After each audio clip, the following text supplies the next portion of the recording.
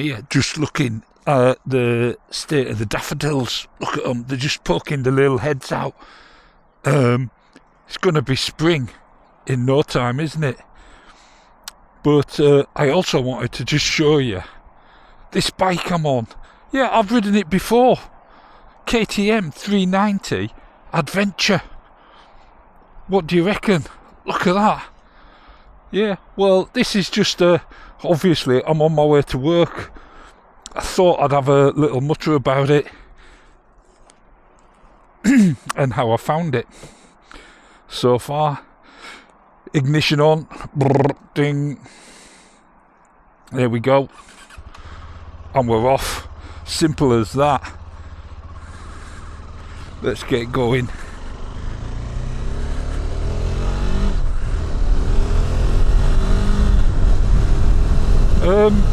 Lots of mud on the road. The ideal bike. Yeah, as you know, I'm looking at winter bikes, and a lot of them have been bigger bikes, but this KTM 390 I have reviewed a couple of times, and I really liked it when I rode it back then. But having it for a longer period, I've really started to fall in love with it a little bit. Yeah, it's not, you know, it's definitely not retro, is it? It is a proper mini adventure bike. Yeah, if you're getting on a bit and you're looking for something lighter but you still want an adventure bike, you could go all over the place on one of these. It's, I don't know, 44 brake horsepower, something like that, 37 newton meters of torque, 14.5 litre tank, which doesn't sound a lot, but I can tell you it sups at the fuel. Yeah, it really does. It's got loads of high spec stuff on it. The front forks adjustable for compression and rebound on little levers. You don't even need a screwdriver or anything to do it. Those WP upside down forks absolutely soak up the terrain, and it is actually good enough to do moderate off-roading. Yeah, it's not an off-road bike, it's more road biased, like most adventure bikes, but it handles really well and it performs really well. And going down the A14, no trouble at all, you know, 70 or above, just cruising. Yeah, no trouble at all. It doesn't get tiring, it's not screaming its head off, it's just nice. Seat height 855. Yeah, so it is tall, the seat is firm, but I can tell you it's dead comfy. Just before riding this, I had the Kawasaki Versys 650, and this is, if someone turned up with one of each of them, I think I'd opt for this because of the extra fun I'd have off-road. I think it only weighs about 176 kilos or something like that, and it's really noticeable moving it about the garage and what have you. It's just incredible. The mirrors are ideal. Yeah, Mickey Mouse squashed with an anvil. Very good for seeing what's behind you. How good that'd be off-road, I don't know.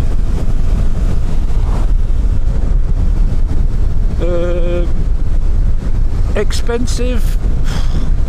Well, they were until KTM overproduced by about 200,000 bikes or something. And now you can get a really good deal on used ones, on brand new ones. I think Orwell are selling the WP one for 4,500, something like that, brand new. Yeah, go and have a look. I think they're down as used ones because they're pre-registered or something like that. What we got going on here.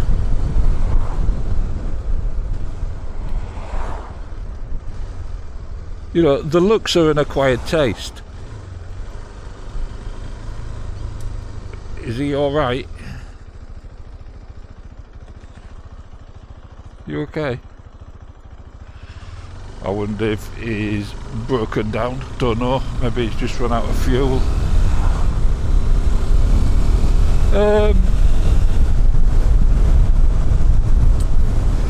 The gearbox, it's just dinky. The clutch, light as a feather.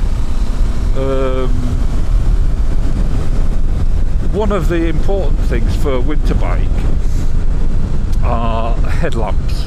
So what I'll do is I'll come back to that before I finish this, and then you'll be able to see them. But one thing that I've always thought, you know, people talk about wanting a light bike for winter so they can pick it up if they drop it. But we also get a lot of wind in winter.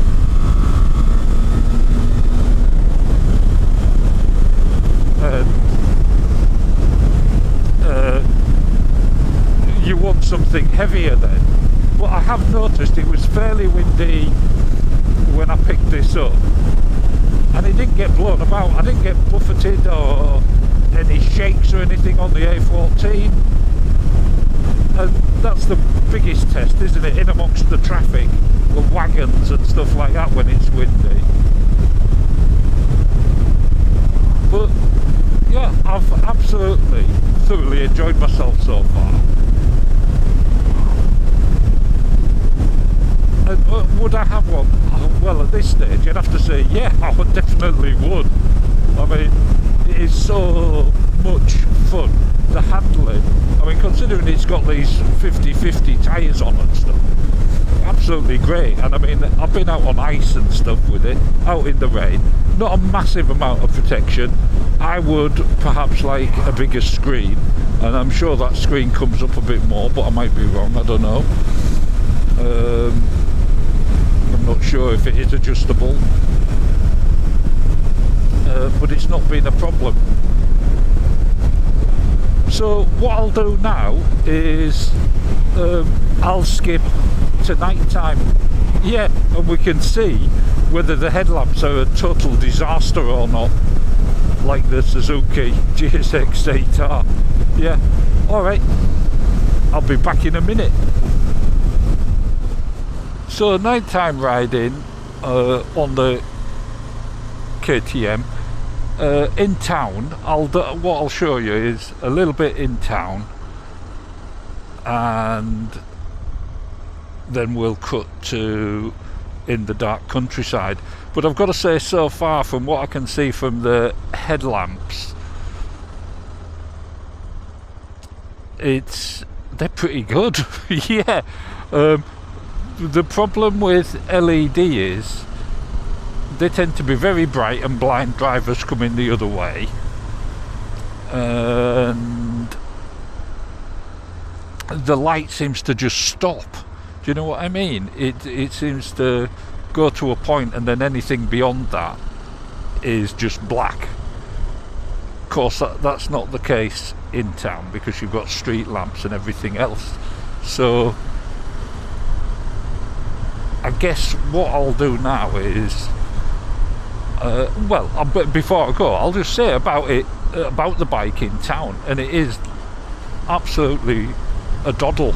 It's so easy, and this is with a cold engine. Yeah. The tyres seem to ride. I mean, the pothole road down here is terrible.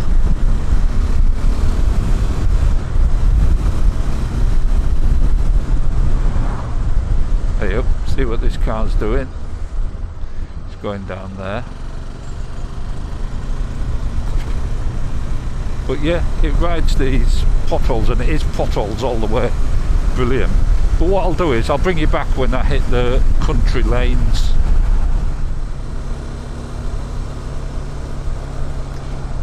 So we're on a temporary road surface now. Or we were. And it just rode over that pretty fine. I don't think you'll get many dirt tracks as rough as that. But what I'll also do is I'll show you a bit on the A14 as well.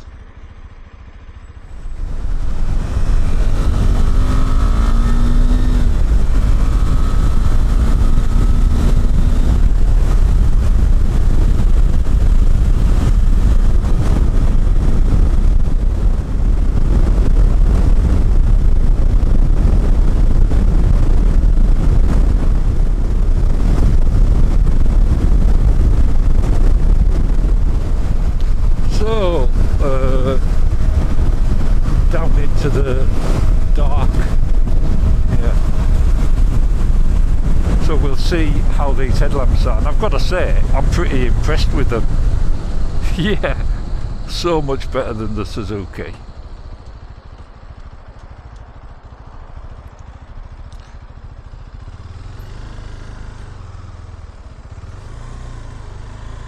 But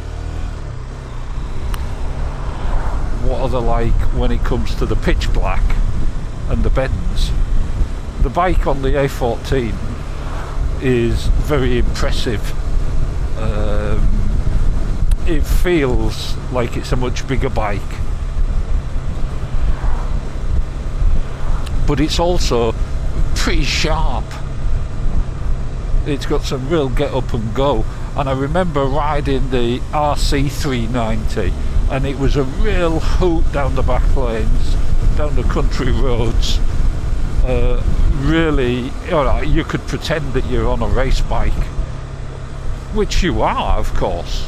I think there is a class for them.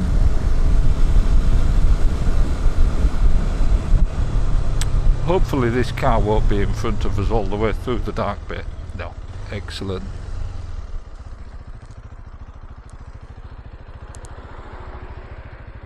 But these are going to be, of course, aren't they? So I'll go nice and slow, and I'll let them. And I've got a car behind as well. Yeah, I mean, I'm going to make an early call on it because I think these headlamps are great. And I noticed what else as well is that the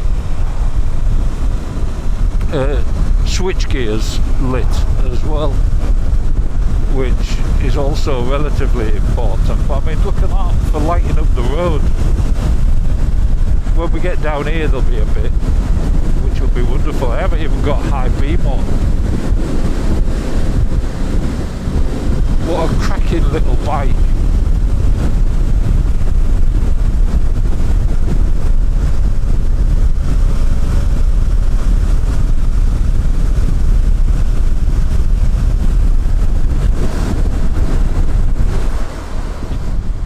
So that car's staying in front, so I'm not going to get a chance to show you the high beam.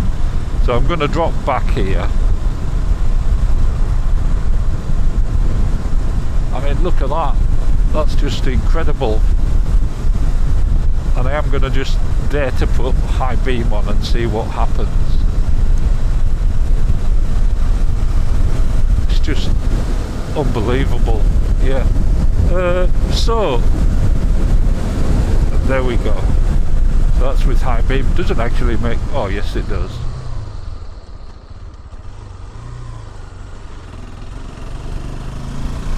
Knock high beam off. Yeah. So there you go. KTM Adventurer 390 in daily use. And I'm really impressed with it. I'll catch you in the full review. Ta-ta.